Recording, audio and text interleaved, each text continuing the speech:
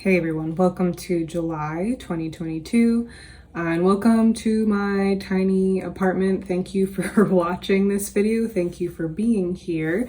I wanted to take you outside, but it's very noisy out for some reason, so I think you'll be able to hear me much better in here. And before I get into the numerology, I wanted to run an idea past you guys.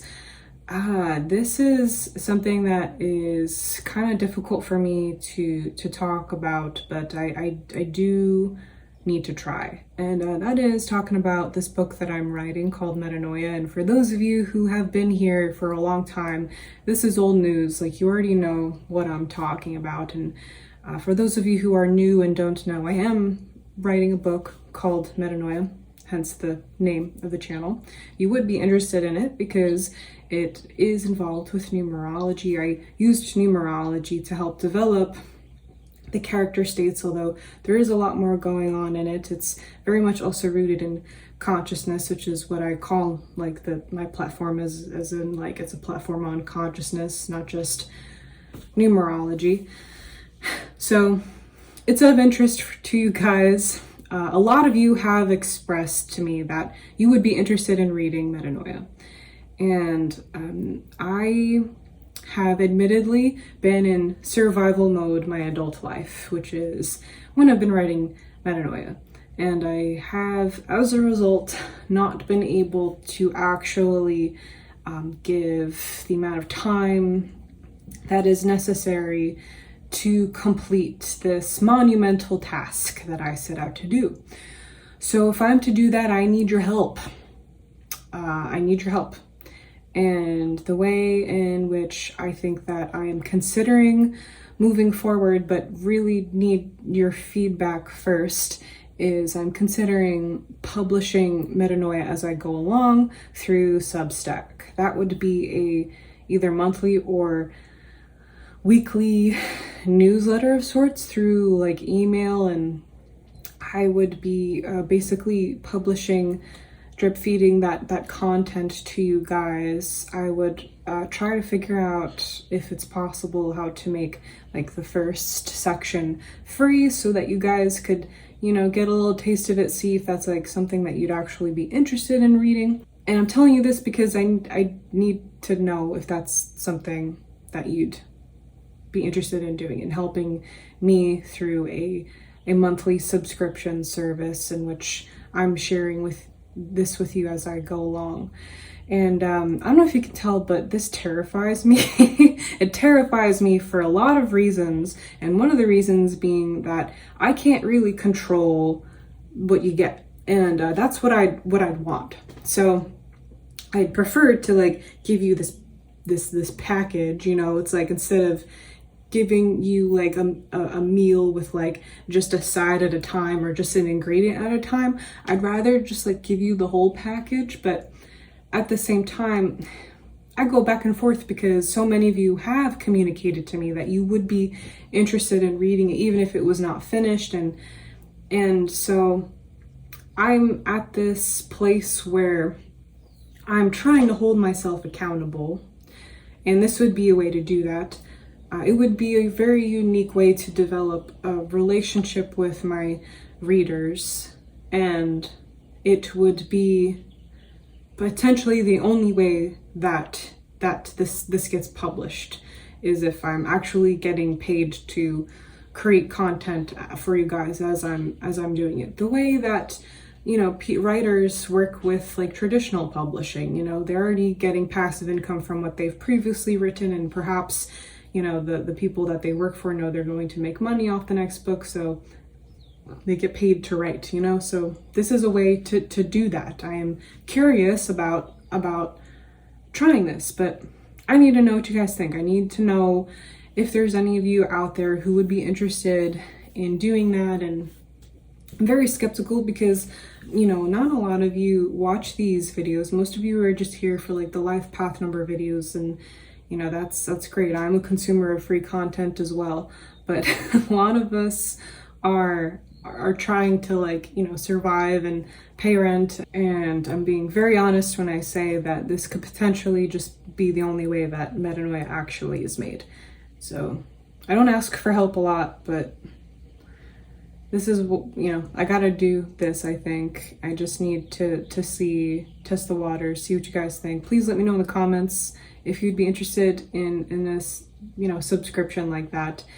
Or feel free to reach out to me through my contact information. It's in the description of all my videos. So I talked enough about that. Well, let's move on to July 2022, okay? So now we're in the 6th year of 4 month.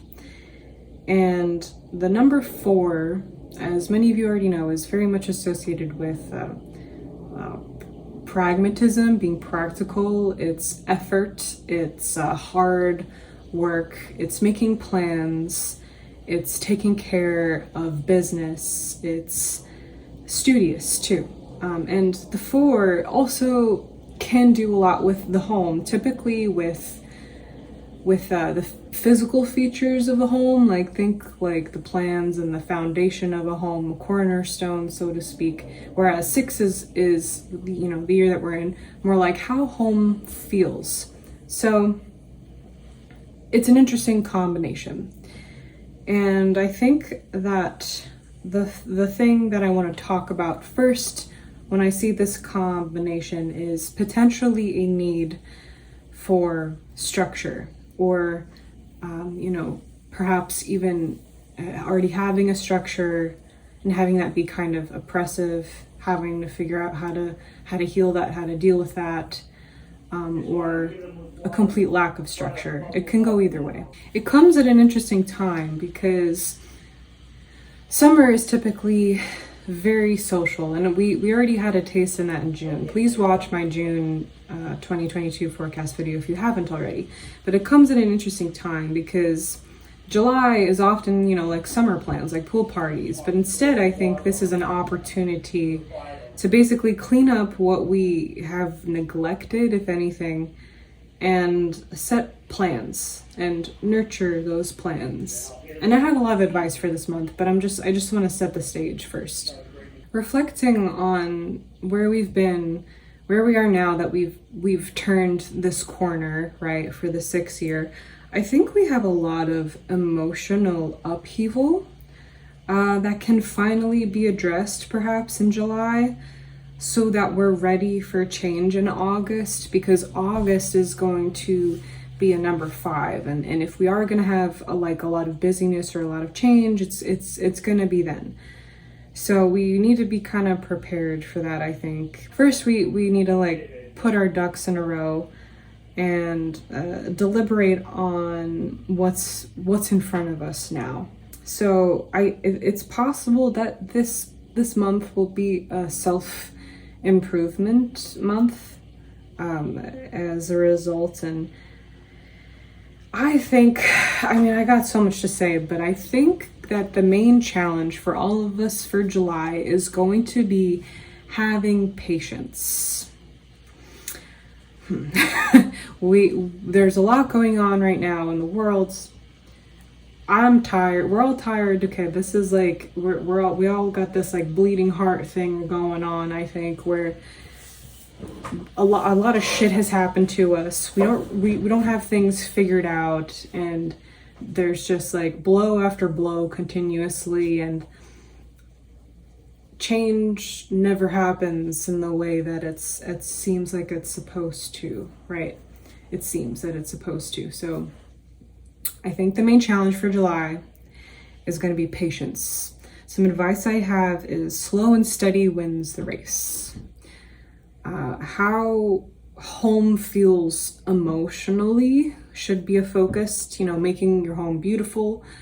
Your body is also your home. So I could see developing some kind of regimen for physical health, whether that be a sleep schedule or, taking some kind of class like yoga or whatever. I just signed up for, swimming. I bought some swim passes. So I think that I'll try to get into a regiment with that, not just going when I feel like it. So things like that. Your body is your home too. How you feel in it is important. When you create that kind of structure, things kind of fall in place. There could be a theme of healing our relationship with home. So, the number 6 as many of you know, I've talked about this a lot. Sometimes family comes up a lot. We might need to heal some traumas of like stuff that happened in the home place. You know, it's really weird how this stuff pops up